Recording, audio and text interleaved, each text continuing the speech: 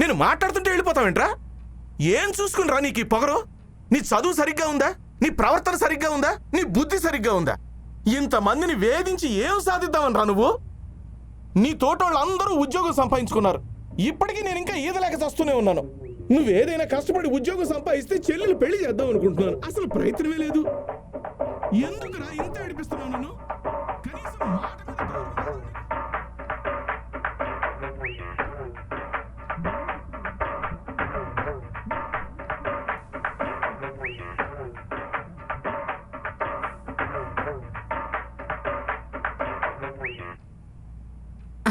నాన్న రూమ్లోకి వెళ్ళారు.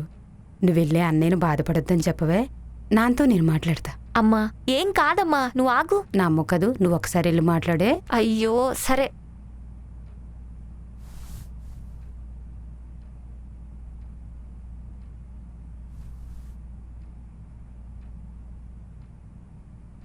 నేను అంత భారం అయిపోయానా? నేనేమైనా కనమన్నా, నేనేమైనా పెంచమన్నానా? నేను జాబ్ కోసం ప్రిపేర్ అవుతున్నాను కదా, రాకపోతే నాదా తప్పు? సర్లే అన్నయ్య, నాన్న కోపంలో కూడా అర్థం ఉంది కదరా. అయినా తప్పు నీదే కదా. మరి తప్పు నీదైనప్పుడు తిట్లు కూడా తప్పవు కదరా, భరించాలి. సర్లే, ఈ మూడ్లో నుంచి బయటికి రా. నీకు అసలు సెట్ అవ్వలేదు.